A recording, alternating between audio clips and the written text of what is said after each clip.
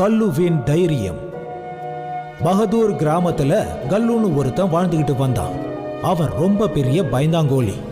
அந்த கிராமத்துல அவனை கல்லு அண்ணன்னு இல்ல, பயந்தாங்கோலி அண்ணன்னு தான் எல்லாரும் கூப்பிடுவாங்க. கல்லு அண்ணே, இந்தாங்க, உங்களுக்காக நான் கோவில்ல இருந்து பிரசாதம் கொண்டு வந்திருக்கேன். குடு எனக்கு கொடுங்க. அம்மா சொல்லுவாங்க, கடவுளோட பிரசாதத்தை எப்பவுமே பயபக்தியோட தான் வாங்கிக்கணும்னு. காப்பாத்துங்க காப்பாத்துங்க, யாராவது என்ன காப்பாத்துங்களேன். இன்னொரு நாள் மத்தியானம் மாங்காய் பறிச்சுக்கிட்டு கல்லு நடந்து வந்துகிட்டு இருந்தான்.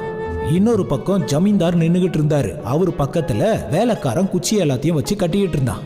கட்டி முடிச்சதுக்கு அப்புறம் ஒரு கயிறு துண்டை எடுத்து அந்த வேலைக்காரன் கேட்டான், ஜமீன்தார் ஐயா, மிச்சம் இருக்கிற இந்த கயிறு துண்டை நான் என்ன பண்றது? அதை அப்படியே தூக்கி போடு. பாம்பு பாம்பு பாம்பு, யாராவது என்ன காப்பாத்துங்களேன், யாராவது என்ன காப்பாத்துங்க. அட, எதுக்கு இப்படி ஓடுற பயந்தாங்கோலி? அது பாம்பு கிடையாது, கயிறோட துண்டு தான், நல்லா பாரு. அட என்ன ராவுமா, நீங்களும் என்ன பயம்படுத்திட்டீங்க. நான் பறிச்சுட்டு வந்த மாங்காய் எல்லாம் கீழே விழுந்துருச்சு. பாரு கல்லு தம்பி, இப்படி நீ பயந்துகிட்டு இருந்தா உன் வாழ்க்கையை எப்படி வாழ போறியோ தெரியல. இனிமே நான் பயப்பட மாட்டேன். இனிமே நான் எப்பவும் பயப்பட மாட்டேன்.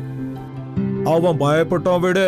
அவன் இப்படி பயந்துகிட்டே இருந்தானா சீக்கிரமா செத்து போயிடுவான். அப்படி ஒருவேளை அவன் சாகலன்னா அதுக்கப்புறம் நான் எப்படி இவனோட அம்மாவை நல்லா ஏமாத்தி இவனோட வீடு நிலம் எல்லாத்தையும் எழுதி வாங்க முடியும், சொல்லு பாப்போம். கேளுங்க கேளுங்க கேளுங்க, பகதூர் வாசிகளே நல்லா கேளுங்க. உங்க கிராமத்து பக்கத்துல இருக்கிற குளத்துல வந்து எல்லாரும் குதிங்க. அந்த குளத்துல இருக்கிற 3 முதலைங்க கிட்ட இருந்து தப்பிச்சு யாரு வெளியே வராங்களோ அவங்களுக்கு 50 லட்சம் பரிசு கிடைக்க போகுது. ஏன்னா 50 லட்சமா? அட, 50 லட்சமோ இல்ல 1 கோடியோ, 3 முதலைங்க இருக்கிற குளத்துக்குள்ள யாருப்பா குதிப்பா? இந்த விஷயம் கிராமத்தோட 4 பக்கமும் பரவ ஆரம்பிச்சது. கிராமத்துல உள்ள மத்தவங்க மாதிரியே கல்லுவும் அங்க என்ன நடக்குதுன்னு பாக்குறதுக்காக போனான்.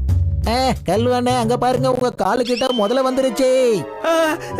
என்ன காப்பாத்துங்க காப்பாத்துங்க காப்பாத்துங்க, சீக்கிரம் யாரா வந்து என்ன காப்பாத்துங்க. எங்க எங்க எங்க போச்சு அந்த முதல்ல? அட என்னன்னா நீங்க, அந்த முதல்ல எப்படி இங்க வர முடியும்? அதுதான் குளத்துக்குள்ள இருக்குதே. சரி, அதெல்லாம் இருக்கட்டும், நீங்க எங்க கிளம்பிட்டீங்க? நான் அந்த மலைக்கிட்ட போறேன், அந்த குளத்துக்கிட்ட நடக்க போற காம்படிஷனை பாக்குறதுக்காக. ஒருவேளை அந்த முதலைக்கு கோவம் வந்து அது குளத்தை விட்டு வெளியே வந்து உங்களை புடிச்சிருச்சுன்னா என்ன பண்ணுவீங்க? ஒழுங்கா நான் சொல்றதை கேளுங்க, போங்க, உங்க வீட்டுக்கு போங்க. என்ன பார்த்தா உங்களுக்கு முட்டாள் மாதிரி தெரியுதா? முதல்ல எப்படி மலை மேல ஏறி வர முடியும்? இதுக்கப்புறம் உங்க இஷ்டம். கேட்டீங்களா ஜமீன்தார் ஐயா, அந்த பயந்தாங்கோலி சொன்னத? நல்லா கேட்டுச்சு. முதல்ல மலை மேல ஏறி வராதுதான். ஆனா இந்த கல்லு நேரா மலையில இருந்து கீழே இறங்கி அந்த குளத்துக்குள்ள போக முடியும்ல.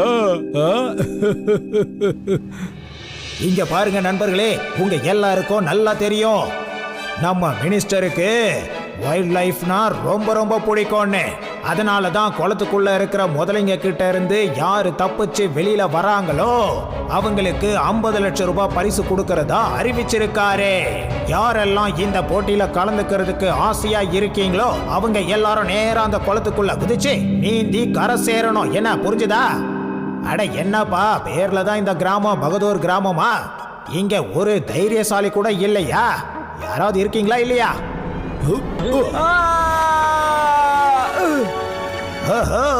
உங்க பகதூர்ல ஒரு தைரியசாலி இருக்கானா?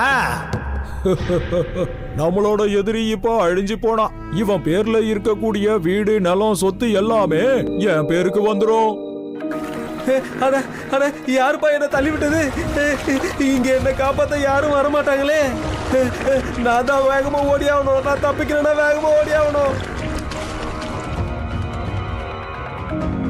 பாத்தீங்களா நண்பர்களே, பகதூர்ல இருக்கிற உண்மையான தைரியசாலி இவன் தான்.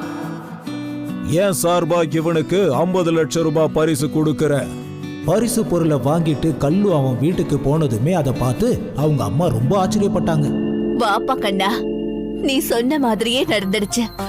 ஒரு நாள் இல்ல ஒரு நாள் நான் ரொம்ப தைரியமா நடந்துப்பேன்னு நீ சொன்னல, அதே மாதிரி நடந்துடுச்சு.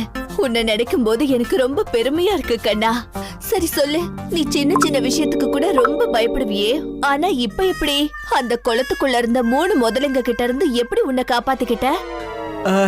உண்மையை சொல்லவா அம்மா? நான் ஒன்றும் குதிக்கலம்மா. யாரோ என்னை அதுக்குள்ள தள்ளி விட்டுட்டாங்க. எப்ப சாக போறேன்னு எனக்கு தெரிஞ்சுதோ அப்போ நான் முழு சக்தியும் பயன்படுத்தி நீந்த ஆரம்பிச்சேன். அப்ப நான் தப்பிச்சிட்டேன்.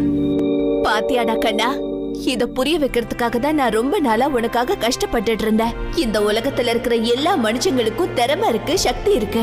ஆனா யார் அதை முழு நம்பிக்கையோடையும் திறமையோடையும் பயன்படுத்துறாங்களோ அதுக்கப்புறமா அவங்களோட திறமையையும் தன்னம்பிக்கையையும் யாராலையும் எப்பவும் அசைக்கவே முடியாது கண்ணா.